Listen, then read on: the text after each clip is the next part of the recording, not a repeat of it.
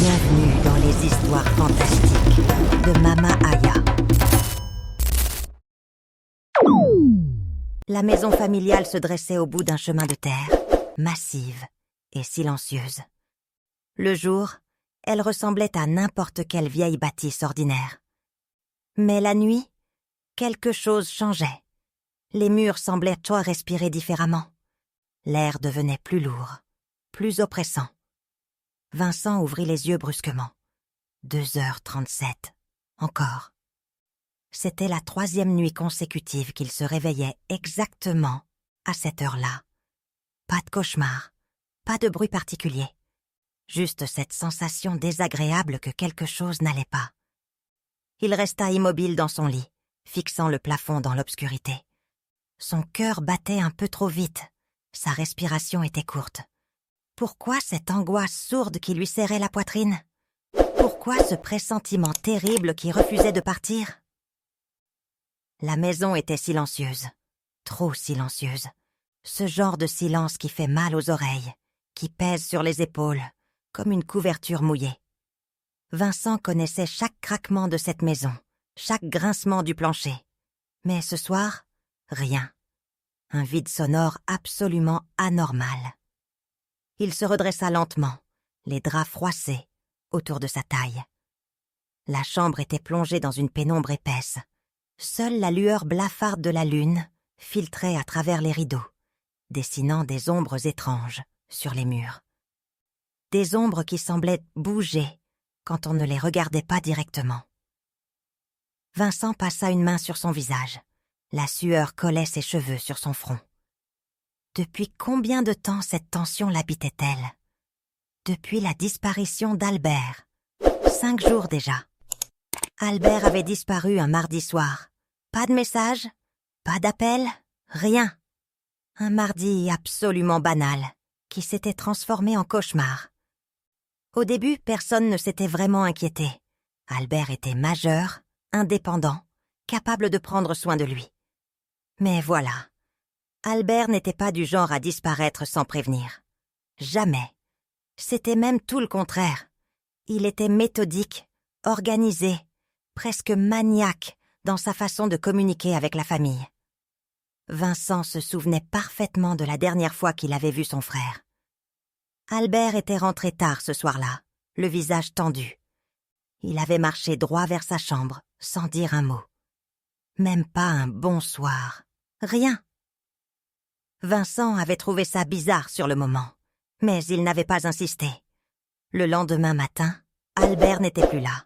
Son lit était défait, ses affaires toujours dans sa chambre. Mais lui avait disparu, comme volatilisé. C'est l'oncle Adolphe qui avait fourni la première explication.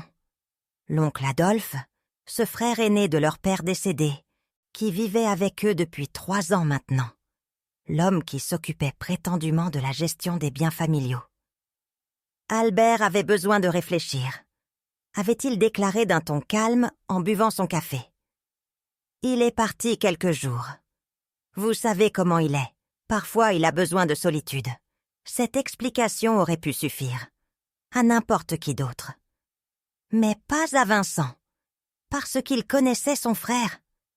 Albert ne partait jamais sans prévenir. Jamais. Même pour une course rapide au marché, il laissait un mot. C'était dans sa nature. Vincent avait interrogé Adolphe plusieurs fois durant ces 5 jours. Chaque fois, la même réponse tranquille, presque ennuyée. « Il va bien, Vincent. Arrête de t'inquiéter. Il reviendra quand il sera prêt. » Mais quelque chose dans le regard d'Adolphe ne collait pas. Quelque chose de fuyant, d'inhabituel. L'oncle était normalement bavard, presque trop. Là, il se montrait évasif, pressé de clore la conversation. Et puis, il y avait ce détail étrange. 2 jours après la disparition d'Albert, Vincent avait remarqué qu'Adolphe avait réarrangé une partie de la cour arrière. Une zone précise, près du vieux manguier. Il avait déplacé de la terre, nivelé le sol, ajouté même quelques pierres décoratives. « J'avais envie de nettoyer un peu », avait-il expliqué quand Vincent lui avait posé la question. Cette cour était un vrai désordre. Pourtant, cette cour était restée exactement la même pendant des années. Pourquoi ce besoin soudain de la nettoyer, précisément maintenant? Précisément après la disparition d'Albert? Vincent avait essayé de contacter les amis d'Albert. Personne ne l'avait vu. Il avait vérifié son téléphone portable, resté dans sa chambre. Éteint. Albert ne se séparait jamais de son téléphone. Jamais. La police avait été prévenue le 3e jour. Ils avaient pris note, posé quelques questions de routine, mais sans réelle urgence. Un adulte qui disparaît volontairement pendant quelques jours, ce n'était pas leur priorité.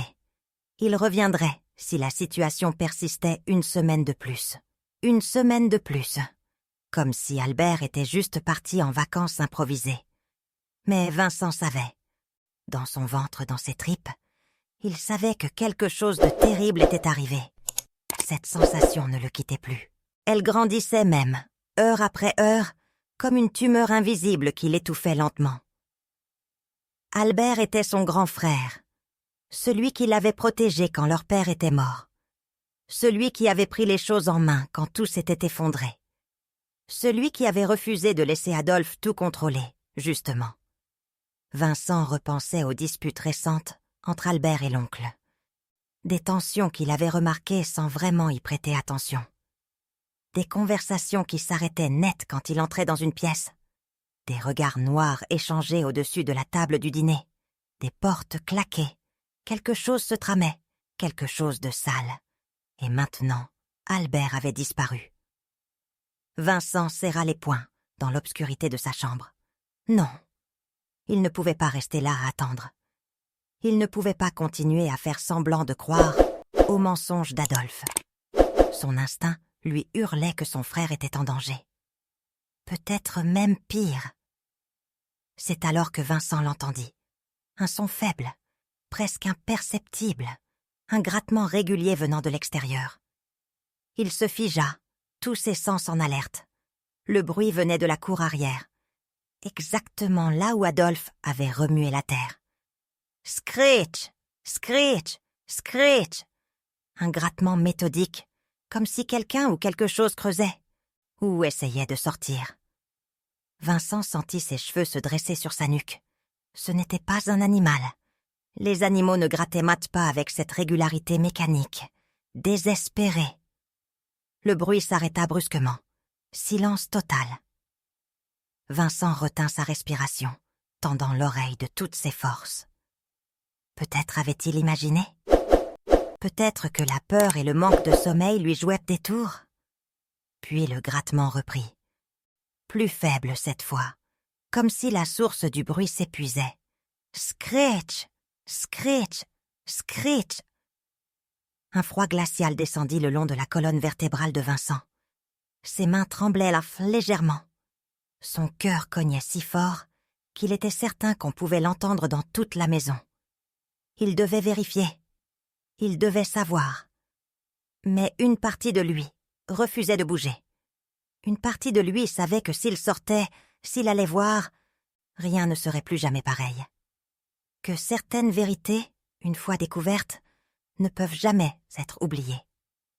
Le grattement continua. Plus désespéré maintenant, plus urgent. Vincent repoussa ses draps d'un geste brusque et se leva. Ses jambes étaient faibles, mais il se força à avancer. Il enfila un pantalon rapidement, attrapa la lampe torche sur sa table de nuit. Sa main hésita sur la poignée de la porte. 1 seconde, 2 secondes. Puis il l'ouvrit. Le couloir était plongé dans le noir absolu. Vincent alluma sa lampe, le faisceau lumineux perçant l'obscurité comme un couteau. Il avança vers l'escalier, chaque pas résonnant sur le plancher de bois. La chambre d'Adolphe était fermée. Aucune lumière ne filtrait sous la porte. L'oncle dormait profondément, apparemment. Ou faisait semblant. Vincent descendit les marches avec précaution, évitant celles qui grinçaient. Il ne voulait pas réveiller Adolphe. Pas encore. Pas avant de savoir. La maison semblait différente la nuit, plus grande, plus hostile. Les meubles projetaient des ombres menaçantes. Les portraits de famille accrochés au mur semblaient observer Vincent avec des yeux accusateurs. Il atteignit la porte de derrière. Sa main se posa sur la poignée froide. De l'autre côté, le grattement continuait, plus faible encore, presque inaudible maintenant. Vincent ouvrit la porte. L'air de la nuit le frappa au visage, frais, humide, chargé d'odeurs de terre mouillée et de végétation. La lune était presque pleine, baignant la cour d'une lumière argentée inquiétante. Et là, près du vieux manguier, la terre fraîchement remuée semblait bouger. Vincent descendit les marches du perron pieds nus. L'herbe était humide de rosée, froide sous ses pieds. Il avança lentement vers la zone suspecte, son cœur battant à tout rompre. Le grattement s'était arrêté à nouveau. Mais maintenant que Vincent était dehors, il pouvait entendre autre chose. Un son étouffé, comme un gémissement venant de sous la terre. Impossible. C'était impossible. Vincent s'approcha encore, la lampe torche braquée sur le sol.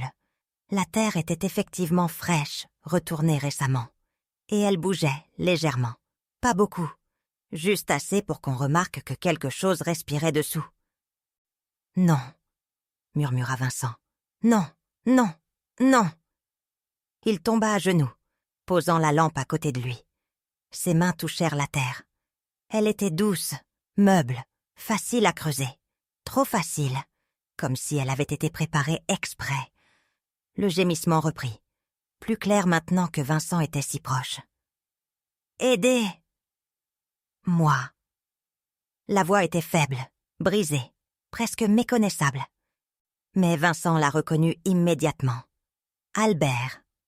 Vincent se mit à creuser comme un fou. Ses mains s'enfonçaient dans la terre, griffaient, arrachaient. Il ne sentait pas la douleur. Il ne pensait plus. Son corps agissait de lui-même, animé par une rage et une peur primitives. « Albert! Albert, tiens bon !» criait-il en creusant. « Je suis là! Je vais te sortir de là !» La terre volait autour de lui. Ses ongles se cassaient contre des cailloux. Ses paumes se lacéraient sur des racines acérées. Mais il continuait. Toujours plus vite, toujours plus profond. L'odeur devenait plus forte à mesure qu'il creusait. Terre humide, moisissure, et quelque chose d'autre.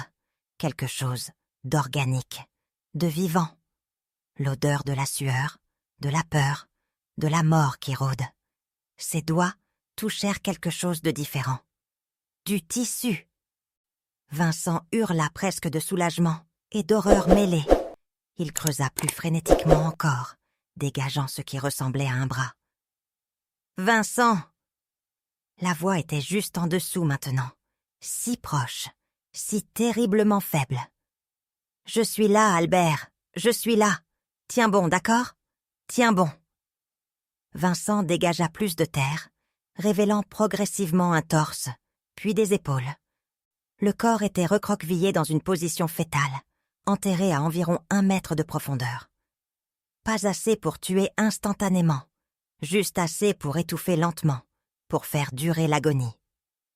Les mains de Vincent trouvèrent sur le visage d'Albert. La terre collait à sa peau, bouchait ses narines, sa bouche.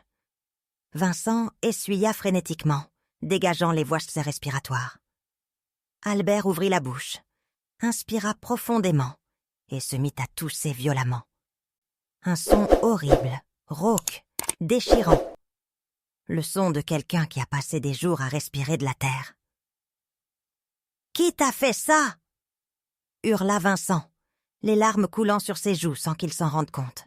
« Qui t'a fait ça, Albert ?» Il continua à creuser, dégageant les jambes de son frère, le libérant petit à petit de son tombeau vivant. Chaque seconde semblait durer une éternité. Chaque mouvement était une lutte contre le temps qui filait. Enfin, Albert fut complètement dégagé. Vincent le tira hors du trou, avec toute la force qu'il lui restait. Le corps d'Albert était froid, si froid. Ses lèvres étaient matais bleues.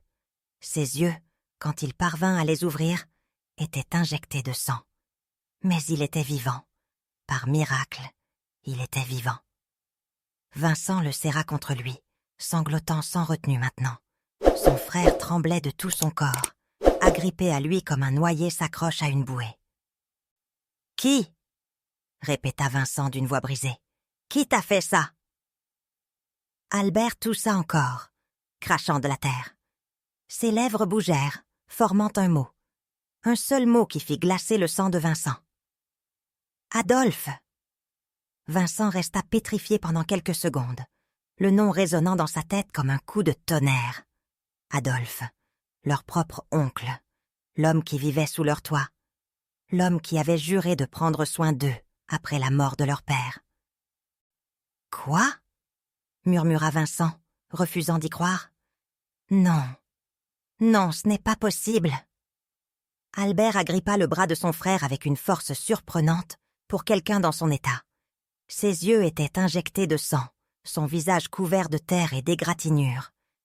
Mais son regard était clair, terriblement clair. « Adolphe !» répéta-t-il d'une voix rauque. « C'est lui. Il m'a assommé et il m'a enterré, vivant. » La rage explosa dans la poitrine de Vincent comme une bombe. Une rage pure, absolue, qui lui coupa le souffle. Il regarda vers la maison, vers la fenêtre de la chambre d'Adolphe, qui restait obstinément sombre. « Ce salaud !» cracha-t-il. « Ce putain de salaud !» Mais il n'avait pas le temps pour la colère. Pas maintenant. Albert avait besoin d'aide immédiatement. Vincent pouvait voir que son frère était au bord de l'effondrement. Ses lèvres bleues, sa respiration sifflante, ses tremblements incontrôlables. Combien de temps peut-on survivre enterré vivant? Combien de temps avant que le corps ne lâche? « On va à l'hôpital !» décida Vincent, en passant un bras sous les épaules d'Albert. « Maintenant. Tu peux marcher ?» Albert hocha faiblement la tête.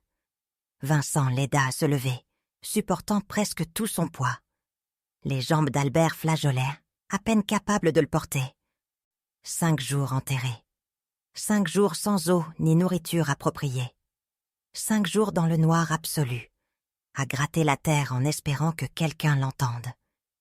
Ils firent là quelques pas vers la maison quand une lumière s'alluma à l'étage. La chambre d'Adolphe. Vincent se figea. Son regard croisa celui d'Albert, et il y lut la même terreur. Adolphe était réveillé. Adolphe allait descendre. Et que ferait-il en découvrant qu'Albert était sorti de sa tombe? « Bouge pas !» ordonna Vincent en installant Albert contre le manguier. « Je reviens tout de suite. » Il courut vers la maison, monta les escaliers 4 à 4 et fonça dans sa chambre. Ses clés de voiture. Où étaient ses clés? Sur le bureau. Non, dans la veste. Il les attrapa, fourra son téléphone dans sa poche. Dans le couloir, la porte d'Adolphe s'ouvrit. L'oncle apparut sur le seuil, vêtu d'un pyjama froissé. Ses cheveux gris étaient en bataille, ses yeux plissés par le sommeil. Mais quand il vit Vincent, quelque chose changea dans son expression. Une vigilance soudaine, un calcul rapide. « Vincent, qu'est-ce qui se passe?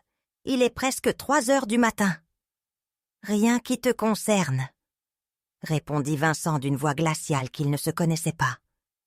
Il passa devant Adolphe sans le regarder, dévalant les escaliers. Il entendit l'oncle le suivre, ses pantoufles claquant sur les marches. « Vincent, qu'est-ce que tu fais?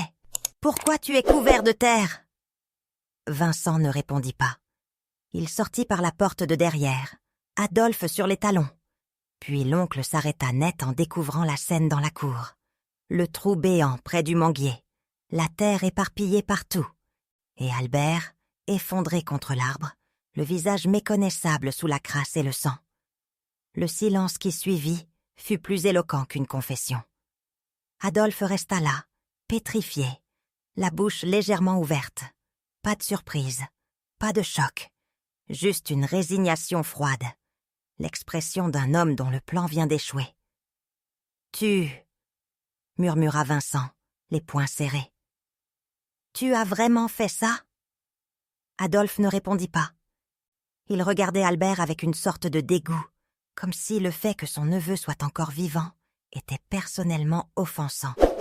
Vincent sentit quelque chose se briser en lui. Toutes les années passées ensemble, tous les repas partagés, toutes les conversations, tout n'était que mensonge. Cet homme, cet oncle qui était censé les protéger, avait enterré Albert vivant. « Ne t'approche pas !» gronda Vincent quand Adolphe fit un pas. « Ne t'approche pas, ou je jure devant Dieu que... »« Que tu vas quoi ?» coupa Adolphe, sa voix soudain différente, froide, calculatrice. « Appeler la police ? Et leur dire quoi exactement ? Que ton frère s'est enterré tout seul ? Salaud !» Vincent se précipita vers Adolphe, mais Albert cria faiblement derrière lui. « Vincent, l'hôpital, s'il te plaît. » Ça suffit à stopper Vincent. Il respira profondément, forçant sa rage à redescendre. Albert d'abord. La vengeance s'attendrait.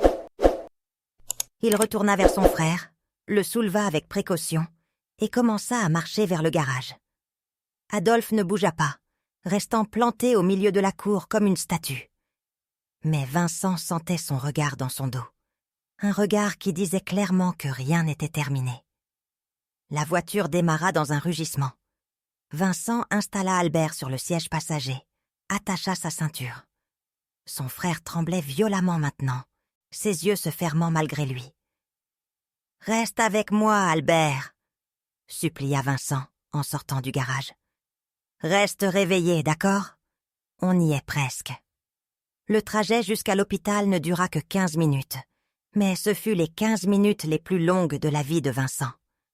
Albert délirait par moments, parlant de terre qui l'écrasait, de noir absolu, de suffocation.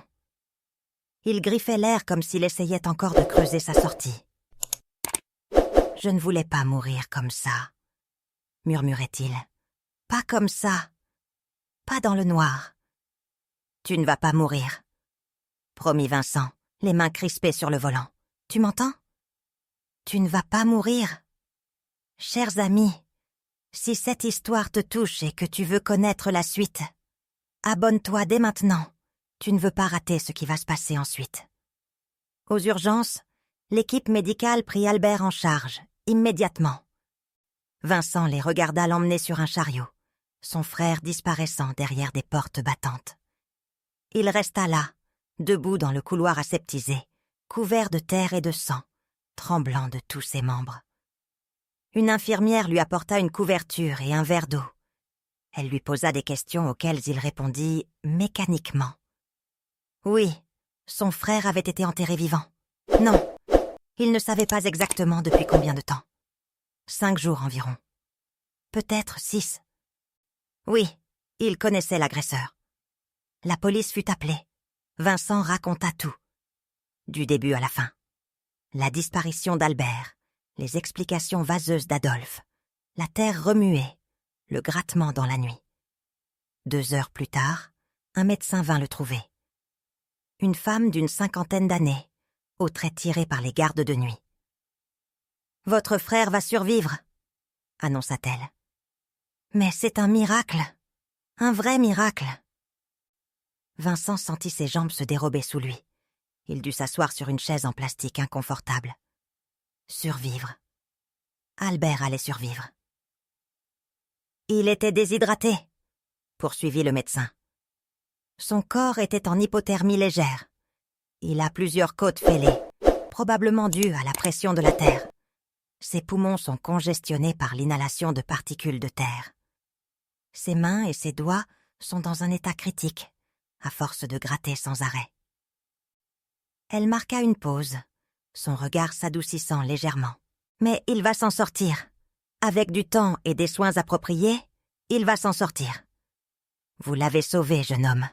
Quelques heures de plus, peut-être même quelques minutes, et on aurait eu une toute autre conversation. Vincent hocha la tête, incapable de parler. Les larmes qu'il avait retenues depuis le début explosèrent enfin. Il pleura sans honte, là, au milieu du couloir d'hôpital, devant l'équipe médicale et les autres patients. La femme médecin posa une main sur son épaule. « Vous pouvez le voir dans quelques heures. Il dort maintenant. Son corps a besoin de repos. Vincent resta à l'hôpital toute la nuit. Il ne pouvait pas rentrer. Pas dans cette maison. Pas avec Adolphe qui y attendait, probablement en train de préparer une histoire. Un mensonge plausible. À l'aube, on le laissa enfin entrer dans la chambre d'Albert. Son frère était branché à plusieurs machines, un masque à oxygène sur le visage, des perfusions dans les bras. Mais ses yeux étaient ouverts. Quand il vit Vincent, un faible sourire étira ses lèvres gercées. « Tu m'as entendu » murmura-t-il d'une voix rauque. « Tu m'as vraiment entendu. » Vincent s'assit au bord du lit, prenant délicatement la main bandée de son frère. « Comment j'aurais pu ne pas t'entendre? T'es mon frère !» Ils restèrent silencieux un moment, savourant simplement le fait d'être vivants, ensemble. Puis Vincent posa la question qu'il redoutait. « Pourquoi? Pourquoi Adolphe a fait ça ?» Albert ferma les yeux, comme si se remémorer cette nuit était physiquement douloureux. Puis, il commença à parler. Lentement, par phrases hachées. Mais l'histoire se dessina progressivement, aussi sordide qu'un mauvais rêve. Tout avait commencé 3 mois plus tôt. Albert gérait les comptes familiaux depuis la mort de leur père, aidé nominalement par Adolphe. Mais récemment, Albert avait remarqué des incohérences, de l'argent qui disparaissait, des retraits inexpliqués, des factures qui ne correspondaient à rien. Au début, ce n'était que de petites sommes, quelques centaines ici et là. Albert avait pensé à des erreurs comptables, à des oublis de sa part. Mais les anomalies continuaient, s'amplifiaient. Alors il avait creusé plus profond. Et ce qu'il avait découvert l'avait glacé d'effroi. Adolphe volait l'argent familial depuis presque 3 ans. Depuis son arrivée dans la maison, en fait. Des milliers et des milliers. Détournés via de fausses factures, des comptes fantômes, des transferts dissimulés. L'oncle avait vidé systématiquement l'héritage que leur père leur avait laissé. « J'ai confronté Adolphe ce soir-là », raconta Albert, sa voix à peine audible. « Je lui ai montré les preuves, les relevés bancaires, les copies des documents qu'il avait falsifiés. Je lui ai dit qu'il avait jusqu'au lendemain pour tout restituer et partir. Sinon, j'allais à la police. » Vincent serrait la main de son frère si fort qu'il avait peur de lui faire mal. Mais il ne pouvait pas lâcher prise. « Qu'est-ce qu'il a dit ?»« Il a ri, » répondit Albert amèrement. « Il a ri comme si j'avais raconté une blague. Puis, il m'a dit que j'étais trop naïf, que notre père était un idiot de nous avoir laissé autant d'argent, qu'on ne méritait pas cet héritage, que lui, qui avait trimé toute sa vie, méritait bien plus que nous. » Albert toussa, et Vincent lui tendit un verre d'eau. Après quelques gorgées, il continua. « Je lui ai tourné le dos pour sortir de la pièce. C'est la dernière chose que je me rappelle clairement. Un coup violent derrière la tête, le sol qui montait vers moi, puis le noir. Ce qui s'était passé ensuite, Albert l'avait reconstitué par bribes. Il s'était réveillé dans l'obscurité totale, incapable de bouger, de respirer normalement. Il lui avait fallu plusieurs minutes de panique absolue pour comprendre qu'il était enterré. « Au début, je pensais être dans un cercueil, » murmura Albert, les larmes coulant sur ses joues. « Puis j'ai réalisé que non, que j'étais directement dans la terre, que Adolphe m'avait enterré comme un animal mort. » Vincent sentit la nausée le submerger. L'horreur de ce qu'avait vécu son frère dépassait l'imagination. 5 jours. 5 jours dans le noir absolu, enterré vivant. « Comment tu as survécu ?»« L'enterrement n'était pas parfait, » expliqua Albert. « Adolphe devait être pressé, ou peut-être qu'il était ivre. Il y avait une petite poche d'air au-dessus de ma tête. Juste assez pour respirer. Mal, mais respirer quand même. » Albert avait gratté, sans arrêt. Ses ongles s'étaient cassés. Ses doigts s'étaient déchirés sur les racines et les cailloux. Mais il avait continué. parce que la seule alternative était la mort. Il avait réussi à créer un petit trou vers la surface, minuscule, à peine de la taille d'un poing, juste assez pour laisser passer un peu plus d'air, juste assez pour qu'un grattement faible puisse peut-être être entendu. « J'ai gratté à chaque nuit », raconta-t-il, parce que je savais que s'il y avait une chance que quelqu'un m'entende, ce serait la nuit, quand tout est silencieux. J'ai gratté jusqu'à ce que mes doigts ne soient plus que de la viande déchiquetée. Et hier soir, enfin, tu m'as entendu ? Vincent pleurait ouvertement maintenant. Il se pencha et posa son front contre celui de son frère. « Je suis désolée. Je suis tellement désolée de ne pas avoir compris plus tôt. »« Tu n'as rien à te reprocher. C'est Adolphe le monstre, pas toi. » Le médecin revint vérifier les constantes d'Albert. Elle hocha la tête, satisfaite, puis se tourna vers Vincent. « Il a besoin de repos maintenant. Beaucoup de repos. Vous devriez rentrer chez vous, prendre une douche, dormir un peu. » Vincent refusa d'abord, mais Albert insista faiblement. « Va régler ça avec la police. Assure-toi qu'Adolphe ne puisse plus jamais faire de mal à quiconque. » Vincent acquiesça. Il serra une dernière fois la main de son frère et quitta la chambre. Dans le couloir, 2 policiers l'attendaient. Ils voulaient d'autres détails, des précisions sur l'oncle Adolphe. Vincent leur raconta tout ce qu'Albert venait de lui révéler. Le vol systématique, la confrontation, la tentative de meurtre. Les policiers notaient chaque mot, leur visage devenant de plus en plus sombre. « Nous allons à la maison familiale maintenant », déclara l'un d'eux, un homme d'une 40aine d'années, aux tempes grisonnantes. « Pour arrêter votre oncle, vous pouvez nous accompagner si vous le souhaitez. » Vincent accepta. Il voulait voir la tête d'Adolphe quand les menottes se refermeraient main sur ses poignets. Il voulait que l'oncle comprenne que son plan avait échoué, que la vérité avait gagné. Le trajet se fit en silence. Vincent était assis à l'arrière du véhicule de police, regardant défiler le paysage qui devenait de plus en plus familier à mesure qu'ils approchèrent de la maison. Quand ils arrivèrent, l'oncle Adolphe était assis sur le perron, une tasse de café à la main. Il les regarda descendre de voiture, avec une expression étrange. Ni surprise, ni peur, juste une sorte de résignation amusée. Les policiers s'approchèrent, leurs mains posées sur leurs armes de service. Pas qu'ils s'attendent à une résistance violente, mais la situation exigeait de la prudence.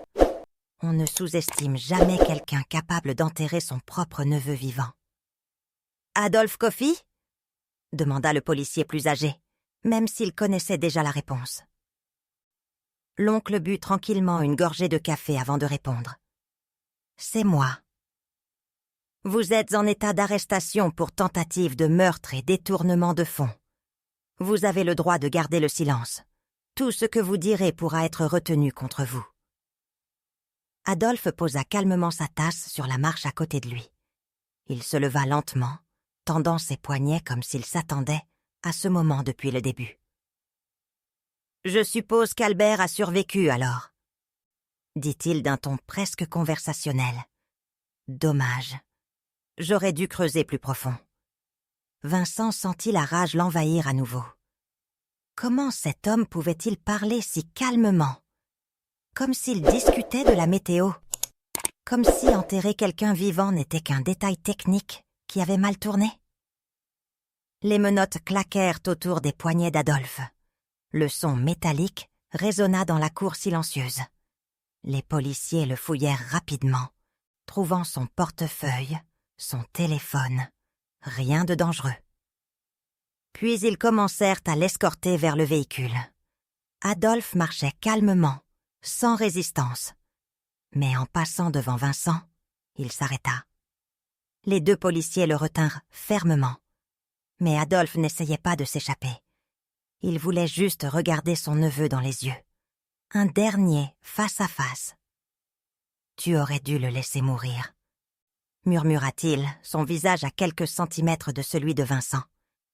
Ces mots étaient prononcée sans colère, sans haine, juste comme une constatation factuelle, comme si c'était l'évidence même. Tu aurais dû le laisser mourir, et on aurait tous eu la paix. L'argent aurait été à moi, comme il aurait toujours dû l'être. Tu aurais eu ta part aussi, bien sûr. On aurait été une famille heureuse. Vincent recula instinctivement, dégoûté. Cet homme était fou, complètement fou.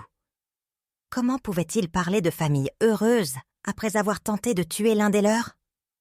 Ma seule erreur, continua Adolphe d'une voix presque rêveuse, c'était de croire qu'Albert mourrait assez vite. J'aurais dû vérifier. J'aurais dû m'assurer que le trou était bien scellé. Mais l'alcool rend négligent. « Avancez !» ordonna sèchement le policier en poussant Adolphe vers la voiture. Mais l'oncle résistait légèrement, voulant absolument finir ce qu'il avait à dire. Le procès d'Adolphe fut fixé 3 mois plus tard. En attendant, il restait en détention préventive. Trop dangereux pour être relâché. Trop de risques qu'il fuit ou recommence. Albert sortit de l'hôpital après 2 semaines. Physiquement, il se remettait bien. Les côtes guérissaient, les poumons se dégageaient, les mains retrouvaient leur mobilité, même si des cicatrices resteraient à jamais. Mais psychologiquement, c'était une autre histoire. Albert faisait des cauchemars toutes les nuits. Il se réveillait en hurlant, griffant les draps comme s'il creusait encore sa sortie. Il ne supportait plus les espaces fermés. Même sa propre chambre lui donnait des sueurs froides. Vincent engagea un psychologue spécialisé dans les traumatismes. Les séances aidaient, lentement. Mais certaines blessures mettent des années à cicatriser. Si elles cicatrisent vraiment. Le procès arriva finalement. Adolphe plaida non coupable, évidemment. Il inventa une histoire rocambolesque où Albert l'avait attaqué en premier, où tout était de la légitime défense. Mais les preuves étaient accablantes. Les relevés bancaires, les témoignages, l'état physique d'Albert qui correspondait parfaitement à un enterrement prolongé. Les analyses ADN confirmant la présence d'Adolphe sur la scène. Le verdict tomba après 3 jours de délibération. Coupable. Sur tous les chefs d'accusation. 25 ans de prison. Sans possibilité de libération conditionnelle avant 15 ans minimum. Quand le juge prononça la sentence, Adolphe ne réagit pas. Pas de colère, pas de surprise. Juste ce même sourire étrange qu'il avait eu le jour de son arrestation. En quittant la salle d'audience, menottes au poing, il se tourna une dernière fois vers Vincent et Albert, assis au premier rang. « Tu aurais dû le laisser mourir », répéta-t-il encore une fois. Ces mots hantèrent Vincent longtemps après. Cette idée fixe d'Adolphe selon laquelle tout aurait été plus simple si Albert était mort. Comme si la vie humaine n'avait aucune valeur face à l'argent et au confort. Albert et Vincent vendirent la maison familiale. Trop de souvenirs, trop de fantômes. Ils ne pouvaient plus vivre là, à quelques mètres de l'endroit où Albert avait failli mourir.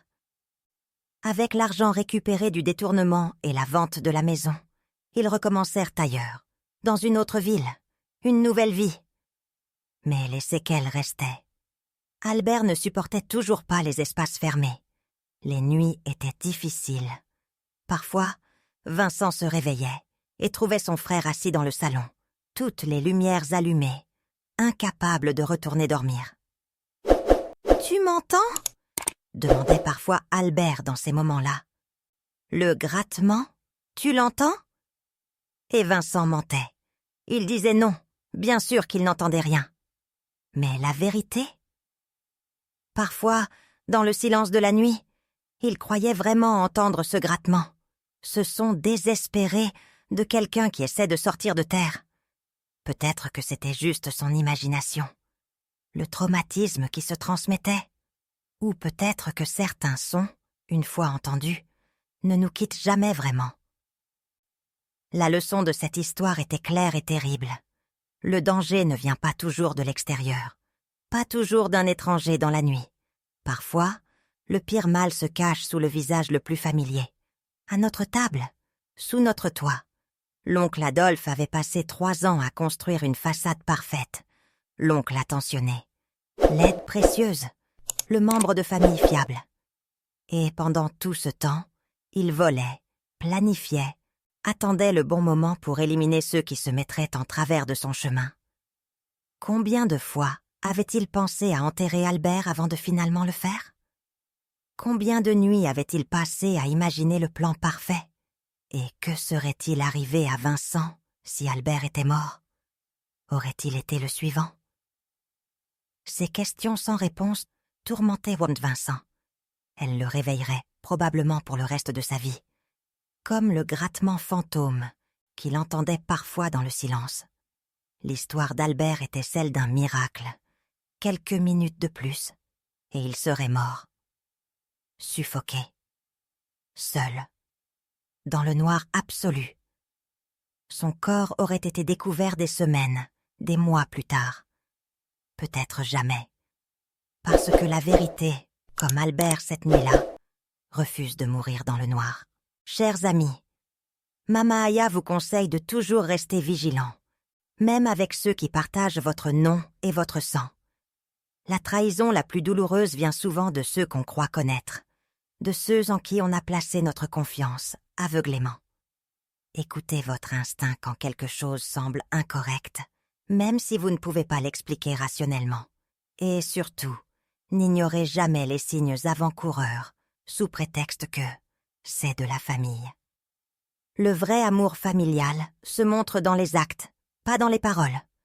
Protégez-vous et protégez ceux que vous aimez, car parfois, le danger dort sous votre propre toit. C'était votre conteuse, dans les histoires fantastiques de Mama Aya. Si vous avez aimé cette histoire, pensez à vous abonner et à activer la cloche de notification pour ne rien manquer des prochaines aventures. Laissez aussi un commentaire chaleureux pour m'encourager et dites-moi depuis quel pays vous avez suivi cette histoire.